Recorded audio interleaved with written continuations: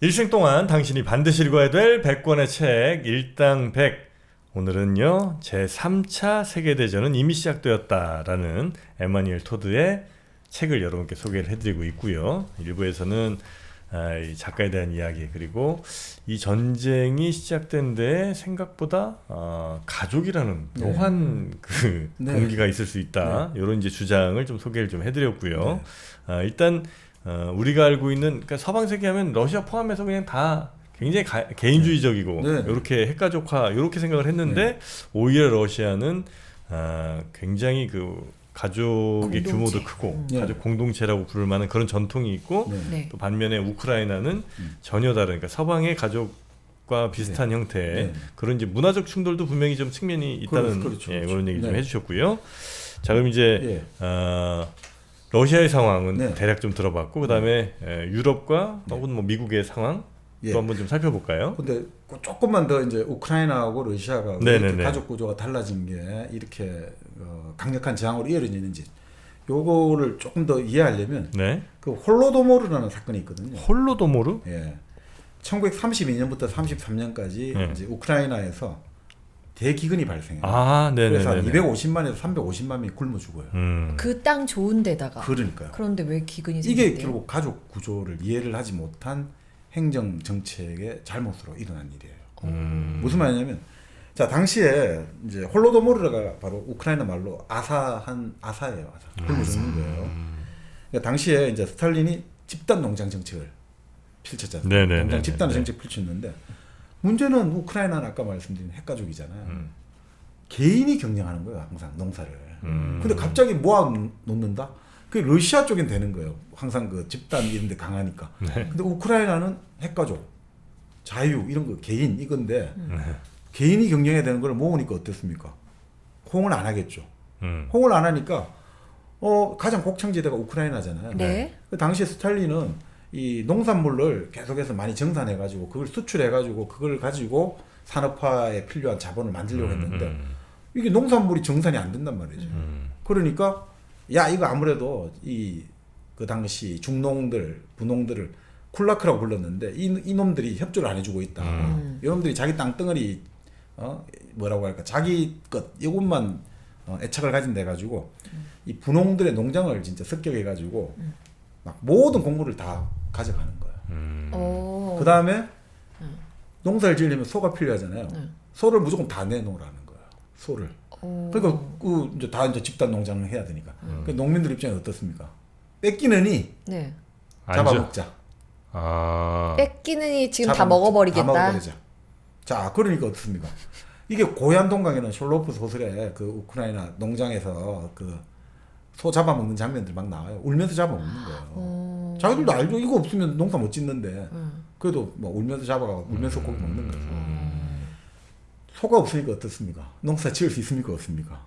없어요. 농사 못 짓는 게 되는 거예요. 그러니까 결과 어떻습니까? 어마어마한 대기근이 일어나는 거죠. 그래가지고 그러니까 이 사람들이 이때 이 경험을 있어 놓으니까 1941년에 독일이 히틀러가 물밀듯이 밀고 들어왔잖아요. 우크라이나 사람들은 환영했던 거예요. 해방자다. 우리를 스탈린의 독재에서 해방시켜줬다. 그러니까 또 소련에 볼 때는 와, 이놈들 이 진짜 거구들이다. 히틀러를 환영하다니. 이런 것들이 계속 잘려있던 거예요. 근데 이게 결국은 가족 구조에 대한 인류학적인 것들을 모르는 것들 속에서 이 참극이 나오고 지금도 마찬가지인 거죠. 러시아의 어떤 정책들이 우크라이나 중부부터 서부는 좀 다르거든요. 근데 여전히 그걸 모르면 상당히 위험할 수 있다 이거죠. 그런데 문제가 지금 여러 가지 뭐 나중에 말씀드리겠습니다만 지금 뭐 우크라이나를 지금 제대로 제압하지 못하고 있으니까 뭐 그러면 결국 소련의 군대가 그렇게 힘이 안 세다는 게 들통이 난 거잖아요, 사실은. 자, 그러면 뭐 소련 군대가 그렇게 힘이 안 세니까 어떻게 폴란드를 오겠냐, 그죠? 이렇게 이제 우리가 논리적으로 추론할 수 있는데 문제는 라트비아는 좀 다를 수 있다는 거예요. 라트비아? 발트 3국, 발틱 3국 라트비아는. 왜냐면 에스토니아, 라트비아 뭐 여기 있는 나라들. 에스토니아, 라트비아, 리투아니아죠. 리투아니아. 위에 에스토니아, 라트비아. 라트비아는 기본적으로, 그리고 사실 발틱 3국 자체가 다 가족 공동체 러시아와 같은 구조예요. 아, 그래요? 네. 그러니까 사실 라트비아는 러시아 혁명에 아주 적극적으로 가담한 지역이거든요. 그래서 당시에 뭐 다른 지역에서 지지율이 한 24% 나올 때 라트비아는 71% 나왔어요. 그래서 레닌이 라트비아 사람을 너무 신뢰해가지고 정치 경장 만들 때 정치 경찰 라트비아인들을 대거 중용하는 거예요. 이 정도로 라트비아가 이런 볼셰비즘이랄까 활발했고 벨라루스도 마찬가지죠. 그러니까 네. 벨라루스 지금도 그 루카셴코 장기 집권하지만 별로 국민들이 그렇게 큰 불만 없다고 하거든요. 이런 구조거든요. 그러니까 만약에 발틱 삼국 같은 경우는 그럴 수가 있겠죠. 같은 구조니까 또 이렇게 할 가능성 있을 수 있지 않느냐 이렇게 이제 보고 있습니다. 네. 그래서 결국 이런 가족 구조들이고 또 이제 우크라이나 자체가 하나의 근대화를 이 책의 견해입니다. 자생적으로 한번 추진해본 역사는 없다고 얘기는 하고 있어요. 항상 러시아 모스크바 쪽에서 이제 근대화의 물결이 와서 이렇게 이제 여기 제일 늦게 왔다는 거죠. 이게 원래 가장 보수적인 지역이래요. 가장 전통적인 이제 농업 국가도 그렇습니다. 했고 아마 그래서 저 러시아의 무기 생산 같은 거를 이 우크라이나 뭐 동쪽인가 뭐 예. 이쪽에 좀 아마 산업지대처럼 이렇게 아마 예, 만들었을 아. 거예요, 그죠? 예. 예. 그래서 거기에 꽤 많은 뭐 무기도 예전에 좀 있었었고. 네. 그래서 맞습니다. 지금 우크라이나 동쪽하고 지금 남쪽 이쪽 지역이 그러니까 러시아가 차지한 지역이 20% 정도인데 산업 생산량은 한 40% 가까이 되거든요. 그러니까 이 우크라이나 입장에 여기를 또 놓칠 수가 없는 놓칠 수가 거고. 없는 거죠. 네. 근데 실제로 바로 그렇기 때문에 이제 우크라이나 같은 경우가 그 보수적이기 때문에 러시아 혁명이 일어날 때는 가장 또 반혁명적이었어요. 그래서 우크라이나 사람들이 대거 귀향을 많이 온 거예요. 어디로 왔냐? 극동, 블라디보스토크, 사할린 이런 데로. 그래요. 그래서 그쪽 사람들이 뿌리는 우크라이나가 많아요. 고향을 뺏긴 거예요. 그 정도로 반혁명군이 많았어가지고. 그런데 문제는 또 그 다음에는 어떻냐? 소련 체제에서는 공산주의 전통이 또 제일 강해진 거예요. 공산주의 전통. 왜? 왜냐면 이제 보수화가 심하니까 한 번 또 들어오긴 힘들지만 한번 되면 되면 떨어지는 거죠. 그러니까 이게 네. 그러니까 참 이게 묘한 그거였다 이거죠. 그러다 보니까 여기서는 그래 보고 있습니다. 사실 우크라이나는 러시아는 어떻든 99년 푸틴 이후로는 국가가 재건하는 데 성공했단 말이죠. 근데 이건 이렇게 보고 있네요. 그러니까 강력한 권위에 대한 존중이 있기 때문에 강력한 지도자가 나올 때 이제 국민들이 국가 재건에 쉽게 되는 경험이 있다 이거죠. 근데 우크라이나는 그런 국가란 전통이 없었다는 거죠. 그러니까 지금까지 독립 30년 지나도 사실 국가 건설이 어려웠다는 거죠. 근데 그 책임 중에 하나가 유럽이 있습니다. 우크라이나는 어떻든 노동력은 양질의 교육을 받은 노동력이 많잖아요. 네. 독립되고 나서 지금까지 또 수백만의 젊은이들이 다 소유로 이주를 했거든요. 그 제대로 우크라이나를 재건할 또 노동력이 없어요. 네, 네. 근데 이번에는 또 전쟁으로 인해서 또 수백만 또 갔잖아요. 그러니까 지금 우크라이나 인구가 독립하고 나서 지금까지 결국 15% 이상 그 이번 전쟁으로 좀 엄청나게 한 25% 이상 잃게 되는 거예요. 그럼 사실상 이거는 뭐라 보냐? 파탄 국가로 보는 거죠. 국가로서는 제대로 기능을 못 하고 있는 상태였다는 거죠. 이렇게 많은 노동력들이 다 빠져나가는 나라가 어떻게 제대로 돌아갈 수 있느냐. 이제 이렇게 보고 있거든요. 근데 아까 말씀드린 대로 푸틴 때문에 지금 우크라이나 국가가 살아나고 있다는 거죠. 푸틴 때문에. 지금? 예. 왜? 왜냐? 인구가 줄고 있잖아요. 인구는 줄고 있는데 우크라이나 사람들이 푸틴이 공격에 들어오니까 우리는 우크라이나 사람이구나. 우크라이나의 정체성을 만들어가고 있다는 거예요. 그래 우리는 우크라이나야. 그런 것들로. 그래서 오히려 푸틴이 지금 오산을 했다는 거죠. 우크라이나 사람이 이제 반러시아로 자기들의 아이덴티티를 형성하는 거죠. 원래는 그 아이덴티티 자체가 자체 별로 없었는데 외부의 공격에 의해서 갑자기 예. 더 많은 사람들이 더 강력한 정체성, 우크라이나라는 정체성을 네. 갖게 된다. 네. 뭐 그럴 수는 있겠네요. 그러니까 이제 우크라이나를 위해서 죽을 수 있다라는 사람들이 만들어지는 거죠. 그래서 지금 전투에서 왜 우크라이나가 저렇게 잘하느냐? 죽을 수 있다라고 마음을 먹는 군대가 나오니까 엄청 센 거예요. 그래서 지금 미군 지휘부들이 어마어마하게 좋아한다는 거예요. 미군들은 가장 강력한 무기를 갖고 있는데 가장 약한 게 하나가 뭐냐면 너무 겁이 많다는 거예요. 미군들이. 용감하지 못하는데 우크라이나 군대에서 지금 자기들이 꿈꿔왔던 이상이 실현되고 있는 거예요. 강력한 미군의 무기를 가지고 죽음을 불사하는 이 우크라이나 군대에서 미군의 어떤 느낌을 우리가 가지고 싶은 군 부대를 보고 있다는 거죠. 이거 사실상 좀 슬픈 이야기죠. 네. 그러니까 뭐 그런 이제 것들이 지금 깔려 있고, 네. 자 그런 의미에서 지금 사실 러시아는 이제 실질적으로 승리하고 있다.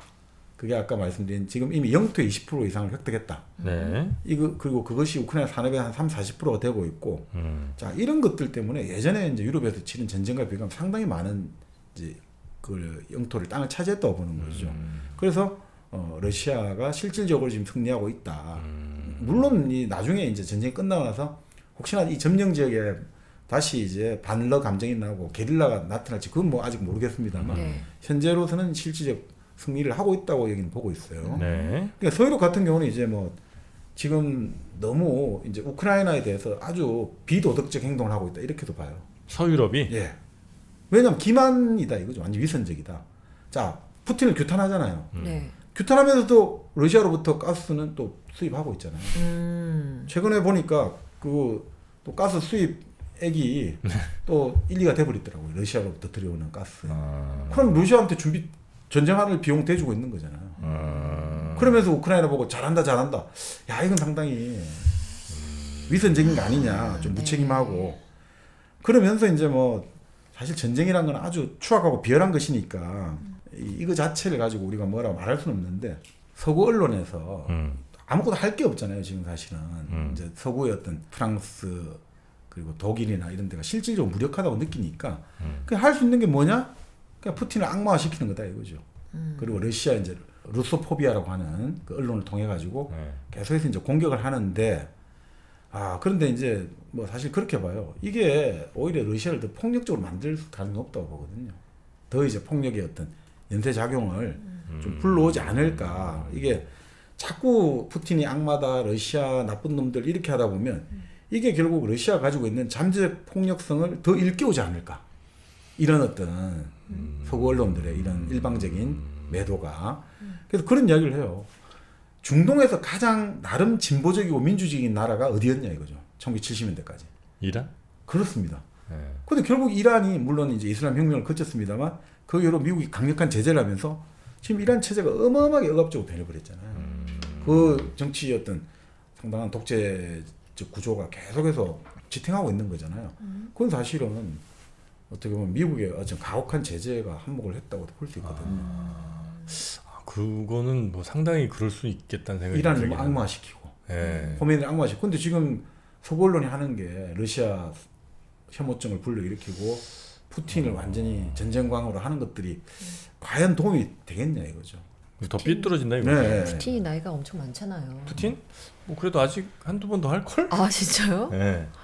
지금 뭐 해봐야 한 70대 뭐 초반쯤 아닌가 싶은데. 네, 그리고 지금 뭐 종신은 하지 않겠습니까? 2030년까지는 지금 보장됐죠. 네. 그러니까 뭐 종신하겠죠. 근데 그 누군가를 이렇게 나쁘다 막 자꾸 이렇게 이야기하는 게 진짜 그 사람 혹은 뭐 그 국가 그 문화가 더 삐뚤어질 가능성은 있는 것 같기는 해요. 네. 네. 그래서 지금 러시아를 자꾸 이렇게 네. 공격하고 혹은 뭐 경제 제재하고 이런 것들이 더 러시아를 폭력적으로 만들고 더 네. 극단의 선택을 할 수밖에 없게 만들기도 네. 한다. 네. 그러니까 푸틴이 건강 이상설이 있었잖아요. 네. 전 두려운 게 뭐냐면 이제 죽음을 앞두고 만약에 될 대로 되라. 이제 삐뚤어져가지고 그냥 다 끝내버릴까봐 뭐 이런 두려움도. 근데 그거는 이제 결국 이제 우리가 그걸 예측 가능하지 않다고 보는 거잖아요. 네.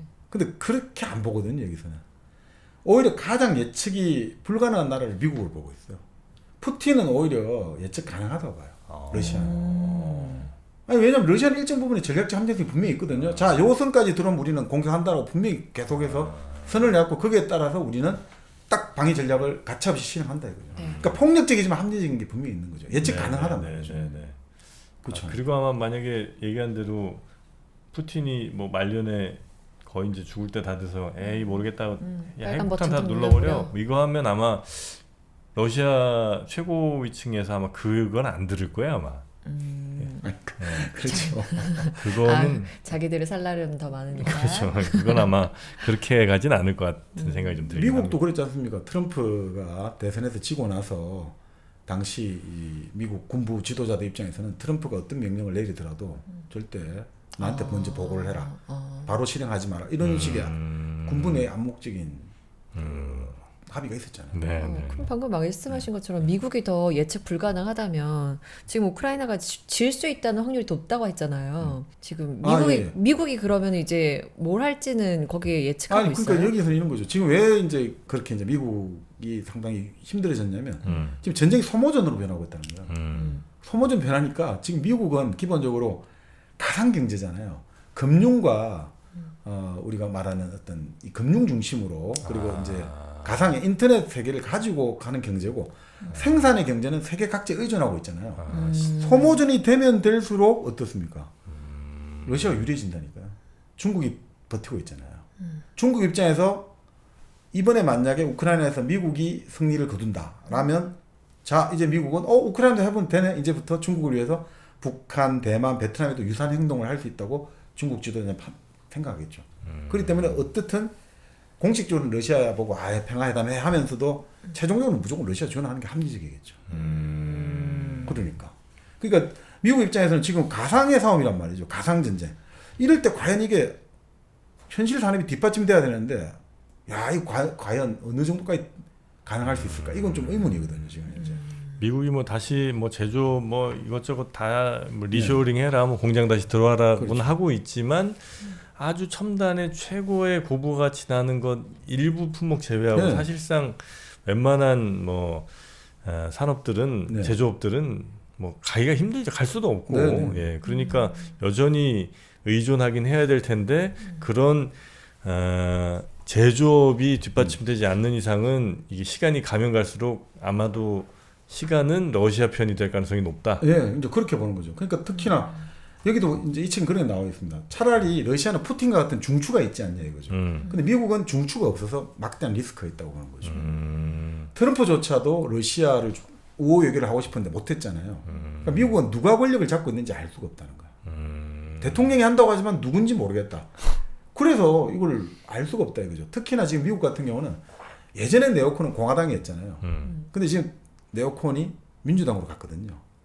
아 그런가요? 왜냐하면 트럼프 입장에서 트럼프의 공화당이 되버리는데 트럼프의 공화당은 고립주의잖아요. 네.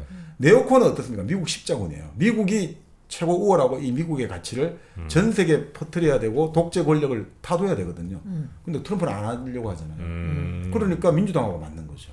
그래서 지금 여러 가지 지금 네오콘의 대표적이었던 그 로버트 케이건 같은 경우 네. 농객인데 이 사람의 부인이 누구냐면 바로 빅토리아 눌런드 우크라이나 공작에 아주 깊숙하게 가입했다는 국무부 부장관 대행을 했죠. 이런 사람들. 그러니까 이런 것들 보고 있으면 또 재밌다 이거죠. 이런 것들. 하긴 원래 이제 네오콘들은 이제 자유무역이라든지 네. 이런 걸 이제 강력하게 추진하는 네. 그게 이제 기본적인 컨셉인데 그렇죠. 트럼프는 또 오히려 블럭을 쌓고 뭐 네. 관세를 높이다든지 이런 네. 쪽으로 해서 기존의 하여튼 보수주의자들과는 또 다른 문명이 좀 있으니까 네. 거기에 대해서 네오콘이 트럼프 말을 듣지 않을 수는 있겠네요. 네. 그러니까 네오콘에서 뭔가 찾아봤네. 네오콘. 예. 네오콘. 네오 컨서버티브. 네오콘. 네. 예. 신보수주의. 네. 예. 똑똑해 두 분 너무. 예전에 그 대표적인 게 뭐 딕 체니 네, 딕 체니, 율포이츠, 예, 뭐 그런 분들 그런 분들이 이제 대표적인 이제 네오콘 네. 세력들인 거죠. 그렇죠. 네. 그러니까 콜롬비아대 제프리 삭스 교수라고 아주 유명한 그 경제학자 있잖아요. 네. 이 사람 같은 경우는 우크라이나 전쟁은 미국 네오콘 30년 프로젝트의 정점이다라고 이제 비판을 했죠. 그래요? 예, 뭐냐면 이 네오콘들은 조지 부시 때도 어떻든 간에 나토가 우크라이나로 확대해야 된다라고 계속해서 그 지지를 하고 있었고 우크라이나가 나토를 가입해야지 미국 세계 지배가 완성된다고 봅니다. 그러니까 이런 것들 러시아를 혐오하는 네오콘들이 이런 자꾸 이 미국을 예측 불가능하게 만들어가지고 그러니까 키신저도 그걸 반대를 했단 말이에요 사실은. 키신저 죽기 전에 2022년 5월에도 우크라이나가 나토 포함되는 건 바람직하지 않다고 계속 반응했어요. 네네. 이건 너무나 지금 위험하다. 근데 왜 이제 이렇게 가느냐? 아까 말씀드렸듯이 미국은 러시아를 어떻든 이류 국가로 만들어야겠다. 이걸 하기 위해서 가장 좋은 선택은 우크라이나고 그래서 결국은 어떻습니까? 이 우크라이나를 통해 가지고 러시아를 이류 국가로 만들어 가지고 이제 이 유라시아 즉 세계 전역에 대한 이제 하나의 군사적 그 경제적 패권을 완성한 다음에 그다음에 자기들에게 필요한 상품과 돈을 끊임없이 이제 유라시아에서 끌어오면 되는 거죠. 그래서 이 사람들이 가장 중요한 게 뭐냐? 유럽하고 러시아, 유럽 그리고 일본과 러시아를 계속 차단시키는 게 미국의 전략적이 가장 중요하다 보는 거예요. 그러면 제일 좋은 게 우크라이나를 가지고 탁 해서 결국 유럽으로 하여금 아이고 큰일 났구나라는 느낌을 주면서 미국에 의존하게 만들고 또 이걸 통해서 러시아하고 계속 긴장 관계를 만들어내는 것들. 그래야지 독일이나 이런 데 계속 미군을 유지할 수가 있잖아요. 일본도 마찬가지고. 네네네. 그리고 이제 러시아 힘은 계속 빼고 네. 계속 이제 소모전을 하다 보면 네. 사실 뭐 러시아도 이게 안 되겠지 뭐. 네. 그리고 지금 원래는 이제 미국 일극 체계이긴 하지만 저쪽 진영에서는 어쨌든 경제적으로는 네. 이제 중국이 어마어마하게 성장해서 꽤나 위협적이기도 하고 네.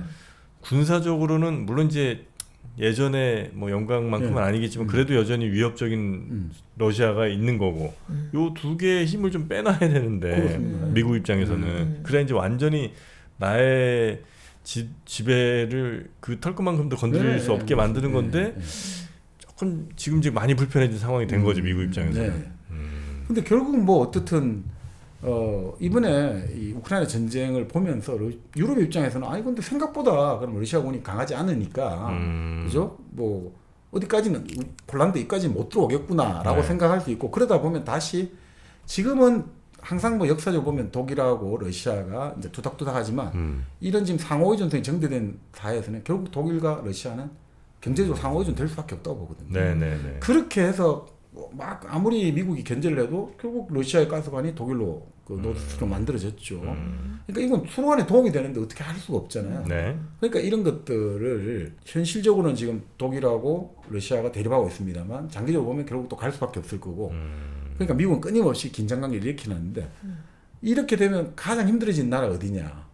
독일과 러시아 사이에 낀 폴란드 가장 힘들어져. 그 폴란드가 우리 무기 엄청 사잖아. 네. 이거 미리 2022년 이때 내가 알았으면 공부 좀 빨리 저 책 빨리 읽어서 아니 폴란드가 알려달란 진짜 지금 힘든 거예요. 왜냐하면 아니 독일이 돼도 위험하죠. 네. 러시아도 위험하잖아요. 그러니까 급하게 K 방산을 잠깐만. 자주포 탱크 다 갖고 오라는 거예요. 토드 다음 책 못 쓴대요. 다음 책은 허무의 제국 나왔죠. 최근 나온 거는 나왔어요? 미국이 이제 허무의 제국이 되어 가고 있다. 허무의 제국? 네, 완전히. 빨리 허무해. 야, 미국 주식 빼야 되겠네. 방산이. 방송. 그러니까 폴란드 입장에서는 이게 이렇게 가도 큰일이고 저렇게 가도 큰일이잖아요. 근데 두 나라가 서로 좋아진다고 생각하면 폴란드 옛날처럼 또 나눠질 수 있잖아요. 그러니까 이 방산에 어마어마하게 투자할 수밖에 없었죠. LIG 넥스원, 하나 시스템 엄청 많이 올랐어요? 엄청 지금 최고가야 최고가. 진짜. 와, 오늘도 엄청 올랐어. 와. 벌써 그때 한 2년 전 이 책 나올 때 대비하면 아마 한 두세 배 올랐을 거야 아마. 그럼 빨리 이제 허무의 제국 읽고 다음을 기약해 봅시다. 근데 이제 독일은 지금 여러 가지 독일 산업이 되게 위험해졌잖아요. 지금 자원이 제대로 공급이 안 되고 있으니까 원료가. 그 상태에서 독일 국민들은 또 반러 감정이 좀 높거든요. 예전에 특히 우크라이나 전쟁 생각하면 지금 울뚝울뚝 한단 말이죠. 왜냐하면 저 우크라이나 평원에서 우리 조상들 할아버지가 죽었지. 이런 감정들이 있잖아요. 그러니까 이게 지금 전쟁이 나니까 또 대리 감정이입이 돼버리거든요. 그래요. 그럼 이게 잘못하면 자살적 행동을 갈 수 있다는 거예요. 독일 국민들이 우리가 직접 개입하자. 그러니까 독일 지도부 입장에서 근데 장기적으로 볼 때는 결국 러시아하고 같이 가야 된다고 보니까 결국은 그렇게 이제 가는 방향으로 가야 될 것이고 그렇게 본다면 결국 이번 전쟁 종식에 독일은 사회적 이익을 또 가져간다는 거죠. 이번 전쟁을 종식하는데 독일이 역할을 할 수밖에 없지 않느냐. 그래요? 예, 이렇게 보는 이제 예측도 나오고 있습니다. 근데 이제 이 전쟁을 둘러싼 뭐 여러 나라들의 지금 입장들이 좀 보였는데 그러면 제일 그래도 핵심 저 축은 이제 미국이 어떤 결정을 내리느냐일 거 아니에요. 미국에 대해서는 뭐 어떻게 할 거라고 생각을 혹시 이 사람이 예측을 하나요? 네, 우리가 지금까지 바라보는 거는 이 전쟁을 통해서 결국 이제 민주주의와 전제주의의 싸움이다 이렇게 같이 보여를 하고 있고 뭐 우리나라에도 그런 분들이 많습니다만 네. 이제 에마누엘 토드 입장에서는 이것은 북건제와 핵가족의 대립이고 그리고 정 이데올로기를 만약 따지자면 현재 영국과 미국은 자유민주주의가 아니라고 봐요. 미국과 영국 같은 나라들이 과두제 민주주의라고 봐요. 과두제? 소수가 권력을 잡고 있다고 보는 거죠. 1975년까지는 자유민주주의라고 볼 수 있는데 그 이후로 이제 신자유주의가 되면서 지금 미국과 영국의 모습은 소수가 그 나라의 주인이 되고 있다. 대표적으로 지금 미국 대통령 선거를 봐라 이거죠. 저도 최근에 보니까 바이든 진영에서는 하루에 400억 원이 갑자기 들어왔다. 사상 최고치 금액을 후원받았다. 완전히 금권 선거 아니냐 이거죠. 이게 어떻게 민주주의를 우리나라 자격이 있냐 이거죠. 그리고 이게 교육에 따른 어떤 차별이랄까 사회의 어떤 그 양극화 이게 이렇게 심해졌다 이거죠. 네. 양극화에 따라 가지고 상류층과 하류층의 수명까지 지금 차이가 나고 있다 이거죠. 자, 미국은 지금 최빈층, 아주 가난한 사람들 최빈층 20% 사망률이 증가하고 있거든요. 선진국에서는 이건 일어날 수 없는 일이라는 거죠. 이거는 같은 나라의 민주주의 사회로 볼 수 없다는 정도. 그러니까 이런 것들이고, 그러니까 아까 그것도 결국은 아까 말씀드린 대로 이런 불평등이 확대되는 거는 절대적 핵가족이라는 그 구조에서 나온다는 거죠. 네. 그러니까 아까 말씀드린 대로 부모가 기혼 자녀하고 동거하지 않고 상속도 유언자 마음이고 형제 간의 평등에 형제는 살든 말든 무슨 상관이야 라고 하는 사회에서는 절대 평등에 관심이 없다 이거죠. 네. 그러니까 이런 것들이 계속 되고 있다 이거죠. 그러니까 이 양극화의 브레이크가 걸리지를 못한다는 거죠. 근데 권위주의적이긴 해도 러시아와 중국은 평등의 가치관, 가족 공동체로 그나마 이제 불평등 확대를 조금씩은 막고 있다. 물론 거기도 지금 심각합니다만. 그래서 어떻든 크게 볼 때 지금 사회를 자유주의 과두제하고 과두적 자유주의 체제 그리고 권위적 민주주의 체제 요렇게 이제 보는 것들이 더 우리가 잘 이해할 수 있을 거다. 앞으로의 사회를. 그러니까 그렇게 이제 보면서 문제는 이 자유주의 과두제 진영이 민족주의 경향을 또 보이고 있다 이거죠. 똑같이 아까 아이덴티티 이야기했습니다. 네. 최근에 그 오커스가 설립됐잖아요. 네. 2021년 9월에 미국, 영국, 호주. 그러면서 호주가 그 당시 오스트레일리아가 프랑스하고 그 디젤 잠수함 개발 계획 협상하고 있었는데 네. 파기해버리고 호주에 원자력 잠수함 기술을 제공하겠다고 네, 미국이. 발표했잖아요. 네. 그러니까 결국 이게 뭐냐 이거죠. 그 당시 물론 아프간에서 불명예스럽게 퇴각을 했으니까 그런 초조함을 이제 다른 곳에서 푸는 거 아닌가 이런 해석도 하지만 결국은 동질적 민족 집단으로 좀 회귀하는 경향이 있다 이거죠. 프랑스 배제하고 자 우리 호주, 뉴질랜드 그 파이브 아이즈입니까? 네, 약간 예전에 그 영연방 같은 그런 느낌으로 진짜 완전 혈맹 같은 느낌으로 네, 가는 네, 거죠. 네. 근데 문제는 이제 이렇게 가더라도 아까 말씀드린 대로 문제는 미국이 지금 미국뿐 아니라 러시아, 중국 이 모든 대립들이 글로벌화가 너무 심하게 돼가지고 다 같이 엮여버렸다는 거예요. 상호의적. 그러니까 지금 이런 영국과 미국 중심의 자유주의 과도제 진영에서는 창조적이고 유연하고 기술 혁신이 끊임없이 일어나는 장점이 있잖아요. 그런데 문제는 산업, 공업, 생산 능력을 홀대갖고 전부 그 권위적 민주주의 나라 쪽에 다 보내버렸잖아요. 네네네. 그러니까 지금 뭡니까? 이런 어떤 실물 뒷받침을 못 해준단 말이에요. 근데 이제 중국, 러시아 같은 경우는 나름 지금 전문화가 진행됐단 말이에요. 네. 그러니까 러시아는 기본적으로 지금 에너지와 농업 생산품이 이게 결국 그게 에너지와 식량이 받쳐주니까 버틸 수가 있는 것 같아요.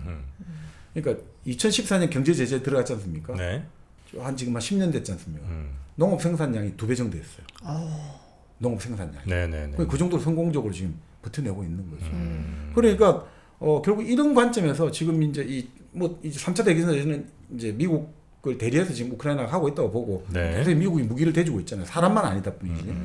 자, 그런데 이렇게 되면 아까 말씀드린 소모전이고 여러 가지 지금 실물 생산량이 떨어지니까 전쟁이 오래되면 오래될수록 고도의 어떤 정밀 무기보다 무기 생산을 많이 하느냐가 관건이래요.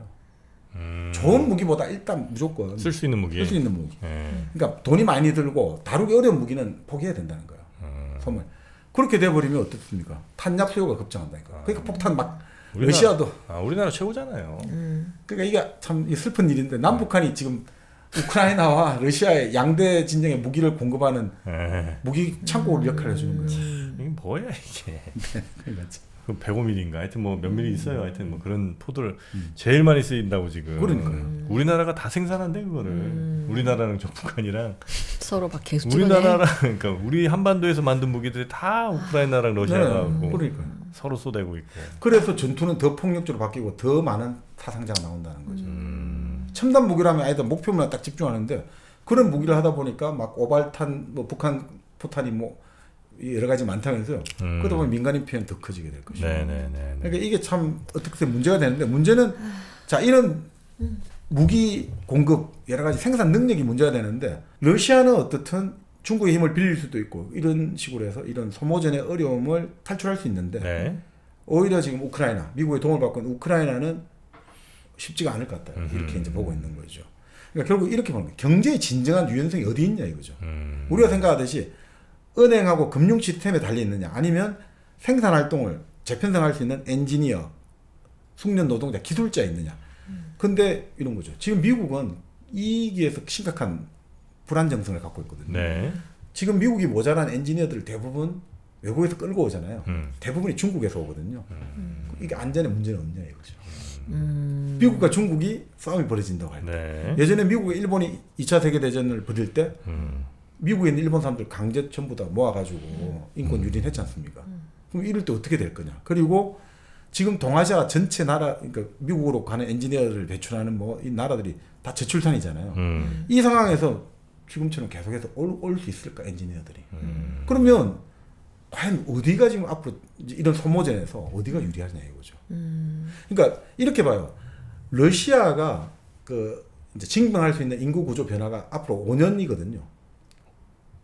앞으로 5년 뒤면 확 떨어져요. 그러니까 안 돼요. 그러니까 최소한 러시아는 앞으로 4, 5년을 더 버틸 수 있다고 봐요. 네. 네. 근데 지금 미국이 4, 5년을 이제 여기서 보면 이런 그 고도로 상호위조된 글로벌 공급 체제에서 이것들을 과연 성공적으로 무기를 공급해주고 자원을 제공해줄 수 있을까 이런 문제에서 근본적으로 이제 사회 구조의 문제로 바뀌는 거죠. 그럼 나중에 우크라이나 전쟁도 전쟁이지만 이제 그 이후의 구조를 볼 때 과연 미국이 그러니까 이 경쟁 구조, 그러니까 지금 여러 가지 시나리오가 나오고 있거든요.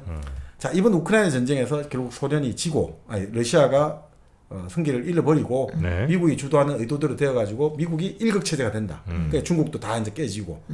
자 이번 전쟁에서 러시아는 깨지지만 미국과 중국 두 극이 살아남아서 양극 체제로 재편된다. 세 번째는 미국, 러시아, 중국 이번 전쟁 계기로 다 무너지고 완전히 이제 하나의 어떤 뭐 다극 체제 아니면 이제 카오스 체제가 된다. 이런 식의 지금 이야기들이 많이 나오고 있어요. 1번, 2번, 3번 중에 그래도 저는 제일 가능성이 높은 게 러시아가 지고 러시아 지고 일극 된다. 1극으로 1극으로 갈 것 같아요. 중국도 꺾이고 중국도 꺾이고 저는 지금 이제 중국은 약간 경제적으로 조금 불안하긴 하죠. 네. 예, 그래서 중국 뭐 소비도 좀 많이 예전만 못한 것 같고 또 중국도 워낙 급격한 네. 저 네. 인구 구조 변화, 네. 이게 저출산으로 고생하면서 아마 쉽지 않을 것 같긴 네. 하고 그리고 만약에 이번 우크라이나 전쟁에서 러시아가 지면 이제 미국에 뭔가 찍소리 낼 수 있는 그런 나라가 아예 없어지는 그렇죠. 일극 체제로 갈 것 네. 같다. 근데 지금 이제 대부분의 학자들의 견해는 양극 체제로 갈 가능성이 없다고 봐요. 양극이면 중국과 미국과 중국 네, 이렇게 러시아가 어느 정도 좀 내상을 입고 미국과 중국은 그래도 버티고 이렇게 간다고 봤는데 요즘은 또 세 번째 견해도 많이 나와요. 세 나라 다 몰락할 가능성이 높다. 이 소모전으로 가다 보면 아 그래요. 1차 세계대전 거치면서 다 몰락해 버렸잖아요. 네. 그 당시에 영국, 프랑스, 독일, 오스트리아, 헝가리 다 몰락해 버렸어요. 쟁쟁한 나라 싹 다 몰락하고 소모전이 되다 보니 다 이제 몰락. 미국이 떴죠. 미국이 떴죠. 아, 그럴 가능성도 있지 않을까. 우리가 뜨나 이제?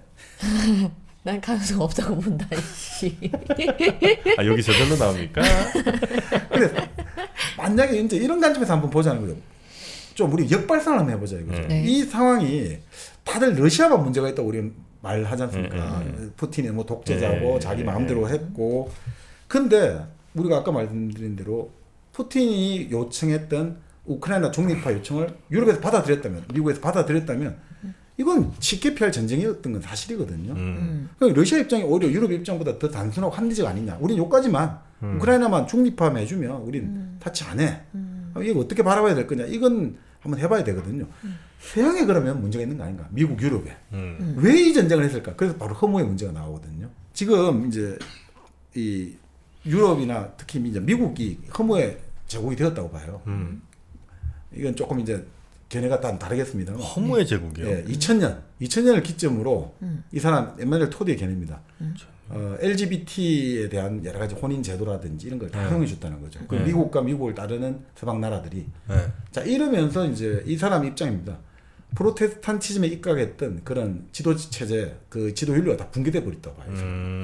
그러면서 이게 뭐 모든 것들이 상대주의, 절대적인 가치가 다 상실하고 네. 이러면서 이런 것들이 세계적인 이제 견해에서 볼 때는 이게 도대체 뭐 하자는 것인지 이런 어떤 지도력의 윤리성에 심각한 여러 가지 위기를 자초했다고 봐요, 이 사람은. 그러니까 다양성이라는 이름으로 많은 것들이 다 그냥 인정할 수밖에 없는 상황이 이제 됐는데 네. 그 상황이 결국은 어떤 뭐 중심적인 무엇 없이 다 몰가치성이 되고 그냥 그 무엇도 중요하지 않은 것처럼 되어버린 상황이 됐다. 우리 그 바로 얼마 전에 프렌시 봤던 독과하면 아이덴티티 나오는 그대로 생각하시면 될 것 같아요. 네네네.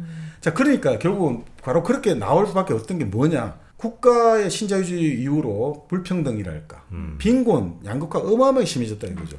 그러니까 미래에 대한 희망이 사라지면서 그리고 이것들 우리 그때 다뤘습니다만 지금의 어떤 정치 정당 구조에서 도저히 해결책을 못 찾아내고 있어요. 좌파 우파를 다 막론하고 이 상황에서 서양 사회가 목표를 잃어버렸다는 거예요. 뭘 해야 될지 모르고 그러면 그 나타났던 것들이 그래 그러면 뭐 돈 안 드는다는 말은 좀 웃깁니다만 자원이 그렇게 소모가 안 되는 다 존중.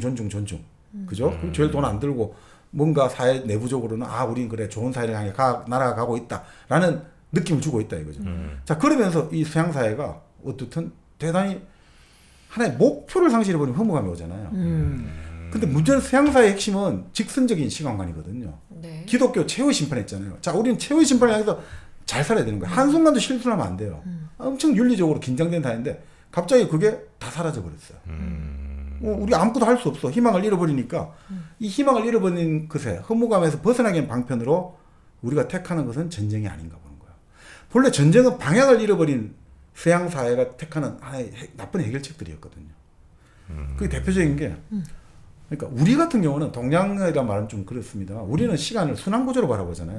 그러니까 우리가 어떻습니까? 우리가 항상 지금도 그렇잖아요. 우리 요즘 좀 안 합니다만 12월 31일만 되면 모든 방송국에서 다 연말 대상, 연말 송년 뭐 특집 해가지고 잘 가는 한 해 해가지고 막 축제를 하잖아요. 네. 그러다가 딱 12시가 넘어가는 시간이면 갑자기 또 보신각 타종을 하잖아요. 네. 그러면서 성스러워지냐 종교.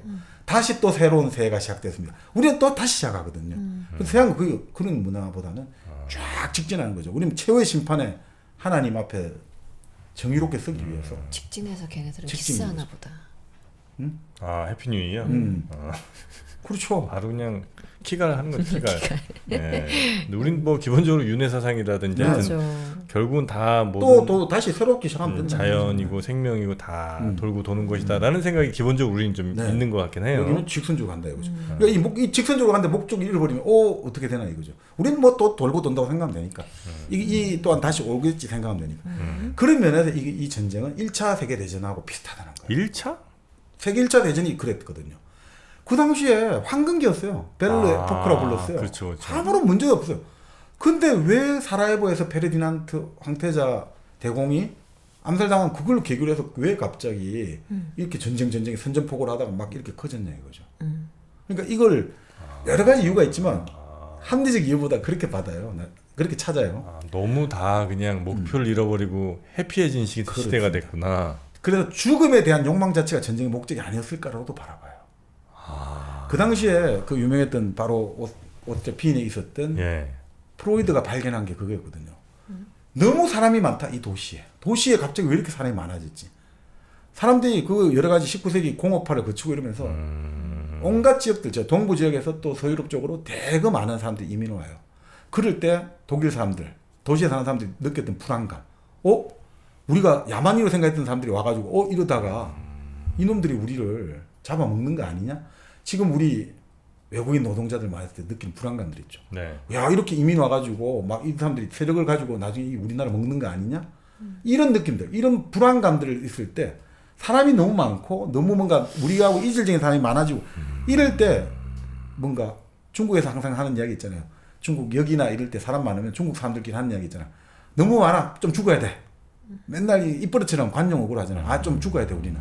이런 식의 것들이 만들어졌다는 말도 있어요. 그리고 가장 중요한 게 역사의 열쇠를 쥐고 있는 것은 프롤레타리아 계급이 아니에요. 이 사람에 따르면. 마르크스는 항상 프롤레타리아 계급, 노동자 계급의 이 경제가 모든 걸 결정한다고 하잖아요. 아니고 중산층의 동향이 결정한다는 거예요. 중산층들이 어떻게 하느냐. 그래서 에밀 디르켐 자살론 썼잖아요. 그걸 활용해가지고 서유럽 각국의 알코올 중독, 의존증, 정신질환 환자 통계를 쫙 이용해 본 거죠. 경제 지표가 아니라 바로 심리 지표를 이용해 봤단 말이에요. 그래서 자기가 이용해 보니까 당시에 이제 자살률이 높아지고 네. 정신질환이랄까 알코올 환자가 증가하는데 네. 노동자 계급이 아니라 중산층 계급에서 확 증가하는 거예요. 아. 전쟁이 일어났을 때. 중산층 계급의 정신 상태가 불안해지면 1914년에 광기가 확 일어나고 이게 난다는 거죠. 자살론 봐도 노동자 계급의 자살률이 낮아요. 가장 자살률이 높은 거는 금리생활자들, 우리 이자 받아 사는 부유층들이고, 그러니까 경제적 요인으로 모든 게 설명 안 되고 이 심리적 요인들이 있죠. 중산층이 이렇게 뭔가 불안정해지고 목표를 상실할 때 폭력적인 문제 해결 방법을 찾게 되고, 결국 이거 조금 더 나아가면 이 네. 기독교 원죄 개념까지 나아갈 수 있는 거죠. 기독교 원죄 개념. 네. 인간이 뭘 해야 될지 모르면 어디로 가냐 이거죠. 그러다 보면 인간이 뭘 해야 될지 모를 때 이제 전쟁으로 도망친다는 결론까지 나아갈 수 있다. 그러니까 사실은 있잖아요. 기독교와 저는 그런 생각이 많이 드는데 이 유럽 문명이 기독교는 기본적으로 인간의 좀 성악설이잖아요. 원죄가 있고 인간이 기본적으로 항상 악에 물들기 쉽다고 보잖아요. 그러니까 이런 이야기도 하잖아요. 어느 분이 재밌는 이야기 하는데 마태복음에 이렇게 나오지 않습니까? 욕정을 품고 여성을 본 자는 마음속에서 이미 간음한 것이다. 맞잖아요. 배우자나 자기 연인의 여성을 보고 욕정을 느끼면 그것만으로 간음죄다 이거잖아요. 아유, 난 진짜 근데 제일 많이 저질렀어. 근데 이러면 우리 지킬 수 있는 사람이 사실은 거의 없지 않겠습니까? 지킬 수 있는 사람이 거의 없잖아요. 네. 근데 왜 이런 불가능한 윤리규범을 말을 하냐 이거죠. 그것은 항상 너는 죄인이다라는 걸 일깨우면서 살아가는 소리거든. 나는 또 죄를 저질렀고. 예. 너는 죄인이야. 그러니까 왜냐면 인간이 죄를 저지르기 쉬우니까 항상 일깨워줘야 된다는데 문제는 이런 생각이 들어요. 너는 죄인이야, 너는 죄인이야. 계속 그렇게 낙인을 찍고 자꾸 죄 많다는 걸 일깨워주면 사람 어느 순간에 죄를 저지르는 방향으로 가지 않을까. 너는 도둑놈이야, 도둑놈. 그래, 나 도둑질 할래. 너는 나쁜 놈이야, 나쁜 놈. 그래, 나 나쁜 짓 할래. 네가 도둑놈이라며. 뭐 이러면서 이제. 예언의 자기 실현이 그런 거잖아요. 계속해서. 그러니까 사실은 인간이 언제든지 죄를 지을 수 있으니까 자각하고 있으라고 이런 게 강조하지만 이런 것들이 사실은 이런 어떤 직선적인 시간관하고 합쳐져 갖고 어떤 방향을 잃어버릴 때는 이렇게 갈 가능성이 높아요. 죄 짓는 방향으로 갈 가능성이 되게 높고 인간이 지을 수 있는 가장 큰 죄는 전쟁이죠. 인간 개인을 넘어서서 인간 개인이 가장 지을 수 있는 큰 죄는 살인일 수 있지만 네. 집단, 사회가 지을 수 있는 가장 큰 죄는 전쟁 아닌가. 그러니까 이런 사실은 아주 이런 윤리적인 긴장이랄까. 그러니까 최후의 심판도 그런 이야기를 하지 않습니까? 이게 제 견해는 아니고 다른 이제 분이 썼던 글인데 이 이슬람을 뭐 더 상대적으로 좋게 보고 이런 게 아니라 이슬람은 이제 이런 특징이 있다는 거죠. 이슬람에서는 최후의 심판에 어떻게 하냐면 지금까지 지은 죄와 선이 있지 않습니까? 그걸 비교해가 저울 달아가지고 뭐 죄를 많이 지으면 이제 영원한 불길로 소멸되고 선을 많이 지었으면 이제 좋게 되고 이런 거잖아요. 근데 기독교의 최후 심판은 그런 게 아니잖아요. 죄를 많이 짓고 선을 많이 이런 문제가 아니라 그건 하나님의 오로지 구원의 그거에 따라 달려 있는 거거든요. 인간이 뭐 죄를 짓고 선을 짓고 이런 걸로 구원이 결정된 게 아니지 않습니까? 그러니까 그런 것들에 대한 스트레스가 강하잖아요, 사실은. 그러니까 지금 우리가 기독교에서는 마음의 간음만 해도 간음했다라고 보잖아요, 육체적 간음하는 거. 네. 근데 이슬람 같은 경우는 이게 손구멍을 열어줘요. 어떻게 해요? 이슬람도 물론 혼의 성관계는 투석형이에요. 돈 맞아 네, 죽잖아요. 네. 근데 손구멍이 열어져요. 이슬람에 돈 많은 사람들은 뭐 여러 가지 부인 4명까지 둘 수 있잖아요. 네 번째 부인을 잘 안 두거든요. 네 번째 부인을 안 두고 자기가 이제 부인 3명 있어요. 네 번째 부인을 어떻게 만나냐면 약간 좀 이상한 결혼 상담소를 찾아가요. 수상한 결혼 상담소 찾아가요. 제가 결혼을 하고 싶습니다. 네 번째 부인 결혼하고 싶습니다. 근데 결혼 시간 한 2시간 정도 하고 싶습니다. 그리고 결혼하고 나서 위자료는 한 몇십만 원 주고 싶습니다. 이렇게 해가지고 매춘이 아닌 거예요. 매춘이 아니라 결혼을 하고 이혼을 한 거예요. 이런 식으로 등구멍을 열어준다. 그 구멍 참 잘 만들어놨네. 좋네. 근데 저는 이제 그 종교까지는 안 가더라도 네. 이제 인간의 삶이라는 게 그 지루함과 두려움 사이를 오고 가는 진자 운동이다라는 유명한 말을 또 네. 정프로가 남기지 않았습니까? 좋아 좋아. 네. 네, 근데 이제 그 진자 운동의 이 극단으로 가면 항상 폭력 내지는 하여튼 극단적인 어떤 행위가 이 사람에게 찾아온다. 네네. 그래서 지루함도 너무 지루해지면 혹은 두려움도 너무 두려워지면 누군가와 다툼을 벌이든지 아니면 하여튼 범죄를 저지르든지 한 일이 전 일어난다고 생각을 네. 하거든요. 역시 이 사회도 네. 크게 보면 그런 이제 지루함의 수치가 너무 올라가거나 네, 네. 아니면 두려움의 수치가 너무 올라갈 때 그래서 이제 뭐 우리가 너무 먹을 게 없거나 아니면 도저히 안 될 때 이 죽음에 대한 공포에 이어서 우리가 할 수 있는 이 사회가 선택할 수 있는 방법이 네. 전쟁을 통해서 뭘 뺏어오거나 네. 아니면 그 베레포크 시대 그 해피한 막 천재들도 태어나고 뭐 이런 상황에서 역시 또 할 수 있는 방법은 그 전쟁, 세계대전 이런 것들이 일어날 수밖에 없는 상황이었다. 네. 저는 인류학적으로 또 그렇게 분석을 또 하고 있습니다. 그러면 그 진자 운동이라는 게 음. 탕 쳐서 왼쪽으로 갔다가 네. 어떤 사건이 일어나야지 그 동력으로 내려가는 거예요? 아니면 자연스럽게 이렇게 올 건데? 정프로 철학자한테 물어보신 거죠? 네. 저는 이제 자연스럽게 오간다고는 생각합니다. 네. 왜냐하면 이게 우리가 이제 적응의 동물이잖아요. 그래서 굉장히 어떤 새로운 상황, 못 봤던 상황들을 접하자마자 두렵고 그런가 하면 한편도 신기하고 이렇게 되잖아요. 네. 근데 그게 조금만 2번, 3번, 4번 반복되면 금방 지루해지잖아. 네. 그러면서 이제 우린 적응을 하니까 지루해지고 다시 이제 지루함 쪽으로 오죠. 지루함을 이렇게 하다 보면 이제 새로운 거 뭔가를 또 찾고 싶으니까 다시 또 이제 그 안 갔던 뭔가의 선택으로 또 하고 아니면 나를 자극시키는 뭔가를 또 움직이게 되죠. 그런 것들이 이제 왔다 갔다 한다는 거예요. 자연스럽게. 네, 꼭 사고가 나지 않더라도. 그런데 이제 그게 너무 극단으로 한쪽으로 점점 몰리다 보면 이때는 이제 어쩔 수 없이 뭔가 사건이 터진다. 이 참 통찰력 봐라. 그러니까 사실은 이제 프로이드와 융의 후예죠. 그러니까 항상 네. 억압된 것은 어떤 형태로든 다시 돌아오고 네. 또 하나의 대극이라고 할 수 있죠. 하나의 이쪽 방향으로 가는 것은 반드시 다른 쪽 방향으로 향하게 되어 있다. 쇼펜하우도 살짝 이런 얘기 했습니다. 그 사실 그걸 꼭 개인을 떠나가지고 우리가 역사 사회적으로 국제적으로 봐도 그런 것 같습니다. 네. 사실 지금 우리가 79년 신자유주의 78년 70도반부터 해가지고 지금 어마어마하게 세계화가 됐잖아요. 세계화가 되다 보니까 글로벌화가 되니까 다국적 기업이 나오고 국가의 기능이 약화되잖아요. 그러니까 어떻습니까? 국가가 다시 제 역할을 하겠다고 나타나는 거예요. 국가도 일종의 만약에 생명체로 본다면 글로벌화가 너무 가다 보니까 이제 국가가 안 되겠다. 글로벌화가 되면 어떻습니까? 글로벌화가 되니까 돈이 되는 걸 찾아서 기업들은 다 움직이게 되고 그러니까 국내적인 양극화는 더 심해지게 돼요. 네. 그러니까 사회적인 불안정이 세지니까 어떻습니까? 이때 요청되는 거 국가의 힘이거든요. 그러니까 다시 글로벌화가 국가의 기능 강화를 부른 거예요. 그러니까 국가는 기본적으로 어떻습니까? 폭력을 독점하는 거잖아요. 네. 그리고 어떤 문제를 기본적으로 이런 글로벌화에 대항해서 다시 국가가 요청될 때 민족주의 성향이 강해지거든요. 네.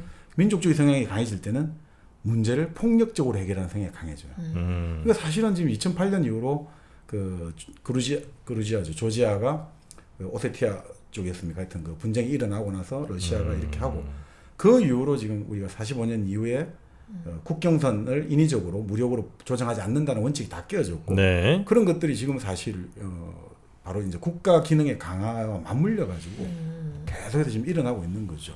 그러니 이제 폭력으로 문제를 해결하려고 하는 그 1차 세계대전 직전의 신제국주의 시대처럼 이런 것들이 계속 강해지게 되었고 이런 데서 지금 현재 일어나는 우크라이나 전쟁이 바로 결국 3차 세계대전이 실질적인 진행하고 있는 것이다라고 봐도 이제 무방하다 이렇게 볼 수 네. 있겠죠. 네. 근데 이제 그런 진자운동 가운데서도 뭔가 이제 답을 찾아내는 노력들을 또 하기도 하죠. 네, 그래서 네. 그건 이제 약간 어떻게 보면 해결식이기도 한데 네, 네. 정반합. 네.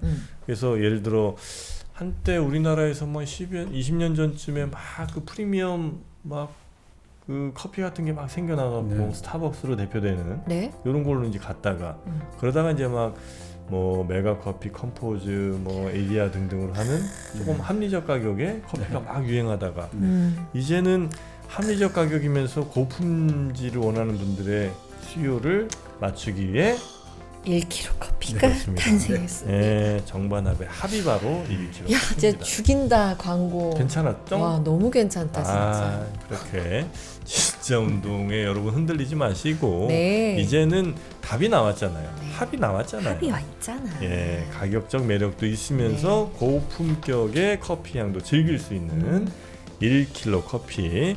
앱에 종종 들어가는데 네. 참 상품이 다양합니다. 어찌 보면 좀 너무 많다 싶기도 한데 그러나 여러분의 다양한 입맛과 선호를 다 맞춰드리기 위해서 네. 우리 또 1kg 커피가 이렇게 한 거니까 여러분도 한번 들어가 보시면서 구경도 좀 많이 해보시고 네, 그렇게 1kg 커피 한번 드셔보시면 네. 행복한 저녁 시간 되지 않을까 싶습니다. 세상에 어떻게 이런 광고가 있을 수 있을까요? 아유. 저희한테 광고 좀 많이 주시기 바라겠습니다. 에이 됐어요. 이 정도면 됐어. 욕심내지 않을래. 네. 자, 결국 뭐 이제 엠마뉴엘 토드는 네. 결론적으로 지금 그러면 이제 우리가 이 우크라이나 전쟁 네. 그리고 제3차 세계 대전이라고 하는데 이걸 어떻게 바라봐야 되느냐? 음흠. 그러니까 개별 전쟁에서는 다들 거짓말하고 있기 때문에 모든 나라가 다 거짓말하고 있다고 봐라 이거죠. 네. 그러니까 중요한 거는 개별적인 팩트보다 지금 이 세계가 구조적으로 지금 무슨 일이 일어나는지 우리는 봐야 된다. 그래서 아까 말씀드린 과두제적인 자유주의 과두제하고 그리고 권위적 민주주의 간에 지금은 큰 어떤 다툼이고 그 바탕에 가족의 문제가 깔려 있고 그 면에서 지금 러시아로 상징되는 그 일종의 그 가족 공동체적인 그 인구 구조가 그렇게 지나간 시대 유물이 아니라는 거예요. 오히려 더 많은 지금 소프트 파워, 국가 소프트 파워로 작용하고 있다. 네. 이 시점을 우리는 간과하면 안 된다 이렇게 보고 그리고 결국 이렇게 봐요. 참 이게 냉정한 말입니다만 이렇게 봐요. 결국 이 전쟁에 제동을 거는 요소 중 하나는 인구 동태 구조라는 거예요. 결국 지금 인구 감소하고 있잖아요. 전체 네네. 나라에서 네. 대부분 선진 나라에서. 그거 자체로도 지금 큰 문제 아닙니까? 우리 지금 뭐 네. 어마어마한 큰 문제인데 국가 간 분쟁이 해결할 때 인구가 증가할 때는 분쟁 해결이 쉽지가 않아요. 전쟁을 하고 분쟁을 할 때 증가하고 있습니다. 인구가 감소돼야지 좀 더 핵타협책 찾기 쉽거든요. 그러니까 러시아가 지금 한 5년 정도 버틸 수 있다고 보는데 여러 가지 그런 문제도 있기 때문에 어떻게든 간에 우리가 지금 인구가 귀한 시대에 살고 있다 이거죠. 네네. 그러면 결국 이 귀한 시대에서 인구가 귀하다, 사람이 귀하다는 걸 알고 우리가 병사 한 명 한 명의 생명의 귀중함을 일깨우는 것밖에 없다 이거. 사람의 이성을 되돌리고 그렇게 해서 전쟁을 그만 죽여라, 그만 죽이자 이거밖에 안 된다는 거예요. 근데 이거는 대부분의 사람들이 내세우는 결론이에요. 지금 결국은 우리가 여러 가지 전쟁과 분쟁을 해결하는 방법은 사람의 목숨값을 높일 수밖에 없다는 거예요. 사람 한 명 한 명 얼마나 이게 귀중하다 생각하면 이게 전쟁 함부로 못 일으킨다. 네네네. 그래서 지금 우크라이나는 사실은 서방 유럽은 아무도 안 가잖아요. 다국적군이라고 하는데 그건 폴란드 사람들하고 라트비아 사람들이 주로거든요. 그 사람들이 거의 다 90%를 차지한다고. 네네네. 그러니까 이게 참 우리가 이게 냉정한 건데 이게 우크라이나 사람들을 동원해가지고 이걸 전쟁하는 측면들도 있지 않느냐. 그런 지점에서 결국 우리가 결국 사람을 죽이면 안 된다는 것들 이것들 말고는 지금 방법이 없지 않느냐. 그런 생각이 많이 얘기는 그렇게 하고 있습니다. 그러니까 중요한 건 그래도 우리는 계몽주의로 다시 돌아가야 되는 거죠. 아무리 계몽주의가 문제 많더라도 인간의 이성과 합리성에 다시 한번 우리는 그 강조를 하고 그 우리 감정과 분노만 갖고는 이거 싸움밖에 안 나고 뭐 국가도 망하고 국가 내부도 망한다는 거죠. 우리는 결국 이성과 합리성을 가지고 그렇게 이제 가야 되지 않겠냐. 그런 면에서 지금 이제 재밌는 어떤 분이 그런 견해를 제기하고 있어요. 결국은 네. 지금 사회가 갈등과 분쟁이 심하지 않습니까? 우리 사회도 그렇고. 그럼 이 갈등과 분쟁이 심할 때 제일 좋은 방법은 이러다가 우리가 망한다고 할 수밖에 없다는 거예요. 우리 망한다, 곧 망한다. 망국론을 제기해야지. 아무리 내가 정책 성향이 다르고 뭐 내하고 불구대칭 원수라도 야 우리 다 망해라고 할 때는 손을 잡을 수밖에 없잖아요. 그러니까 미국 사회가 계속해서 미국이 조만간 중국에 망한다. 중국이 이거 자체가 뭘 상징하는 이거죠. 그만큼 미국의 내부 분열이 심하다는 걸 상징하고 그렇기 때문에 그 내부 분열을 어떻게든 그래도 뭐 그럼 어떻든 손을 잡아야 될 거 아니냐. 그래야지 최소 우리 생존해야 되지 않느냐 할 때 그게 좋거든요. 그러니까 우리도 지금 사실 K 뭐 흥국론을 말하면 안 되고 망한다 해야지 사실은 우리가 이제 이 갈등과 분쟁을 좀 더 완화시킬 수 있을 것 같습니다. 네. 우리는 지금 대한민국이 뭐 더 잘 된다 이런 말 하면 안 되고 곧 망한다라고 해야지. 그래야 사람들이 아차 정신 차리고 망한다니까 아유 그래 뭐 네가 마음에 안 들고 때려 죽이고 싶지만 아유 그래도 뭐 손 잡자 이렇게 일기예식을. 해야 되지 않느냐. 지금 망한다 하는 것 같은데? 망할 아니요? 것 같아. 망할 것 같은데 인구도 너무 많이 줄고 있고. 이건 뭐 얼마 안 걸려서 망할 것 같으니까. 이게 좋습니다. 어둡다고 말할 때는 아직 어두운 게 아니다라고 말하잖아요. 그러니까 어둡다고 그러니까 최악이라고 말할 때는 아직 최악이 아니다라고 하잖아요. 그러니까 그게 좋은 겁니다. 아직 최악에 대한 감각을 갖고 있기 때문에 좋은 거거든요. 그러니까 사실은 우리는 그러니까 바로 지금 엠마누엘 토드가 왜 이미 제3차 세계대전이 시작됐다라고 제목을 달았을까? 이런 그 감각들 이렇게 해야지 그 사람들의 감각을 느끼는 거죠. 큰일 났네. 전쟁이야? 이럴 때 어떻게든 그러면 우리가 무엇을 해야 될까? 라고 이제 하기 위해서 역설적으로 이 제목을 단 것 아닌가 이런 생각이 저는 이제 토드의 이 제목 지은 것을 뭐 그 의도는 뭐 아닌 것 같긴 합니다만 네. 제가 받아들이기로는 네. 그렇게 저는 받아들였습니다. 제3차 세계대전이 거의 모든 나라들에서 시작이 된 거예요. 근데 이게 국가 간 싸움의 형태도 물론 있겠지만 국가 내 싸움이 약간 이제 전쟁 형태로 가는 것 같아요. 그러니까 우리나라도 보면 지금 이제 도저히 대화나 뭐 이런 것은 안 되는 상황으로 이제 정치 세력들도 서로 이제 분화가 됐고 혹은 뭐 세대 간 갈등이니 아니면 있는 사람과 없는 사람 간의 갈등 수준이 이제는 혹은 뭐 남녀의 갈등 여기 마찬가지고요. 맞아. 이런 것들이 이제 우리나라 안에서 이미 전쟁이 시작된 것 네, 같고 네. 미국 역시도 거의 전쟁 수준인 것 같아요. 제가 볼 때는. 예전 수준이죠. 예. 뭐 총만 서로 안 들었다 뿐이지. 유럽의 뭐 극우와 이제 또 그 반대되는 정치 세력 간의 어떤 경쟁 내지는 다툼도 역시 마찬가지로 그래서 이제는 3차 세계대전이라는 게 예전엔 국가와 서로 많은 국가들이 서로 싸우는 게 이제 대전이었다면 이제는 전 세계가 내전 상태로 들어가는 것 이것이 바로 제3차 세계대전이 아닌가 저는 이제 그렇게 또 이해하고 있습니다. 자, 바로 그렇기 때문에 그 전쟁을 막으려면 결국은 인간의 이성, 합리성을 존중하는 계몽주의를 재활용할 수밖에 없지 않느냐. 그런 이제 이야기를 많이 하는 거죠. 그래서 칼 바르트라는 유명한 신학자가 그런 이야기 했지 않습니까? 이제 그 신이 마음에 있다고 하니까 그럼 우리 마음속에 욕망도 있고 있는데 어떻게 그 구분할 수 있느냐 하면서 신은 뭐 천상에 존재하지 않지만 하늘은 없잖아요. 가보니까. 근데 위에 있다 어떻든. 그러니까 인간이 신이 아니니까 신에 대해서 아무것도 알 수 없지만 그래도 신에 대해 이야기해야 된다. 그러니까 우리가 계몽주의 인간의 이성이 뭐야 하면서 다 부정하고 불신하다 보니까 모든 것들이 상대화돼 버렸잖아요. 그러니까 모두가 동물의 왕국이 돼 버렸어요. 동물의 왕국이잖아요. 다 서로 물어뜯고 이러다니까 결국은 우리는 다시 그럼에도 불구하고 다시 이제 이성과 합리성을 해가지고 대화 토론을 하는 서로 어떻든 상호소통적인 그 대화적 합리성을 복구해야 되는 거 아니냐 그런 생각이 좀 많이 드는 것 같습니다. 그래서 이럴 때는 서로가 서로를 바라보기보다는 서로가 한 곳을 좀 같이 바라봤으면 좋겠어요.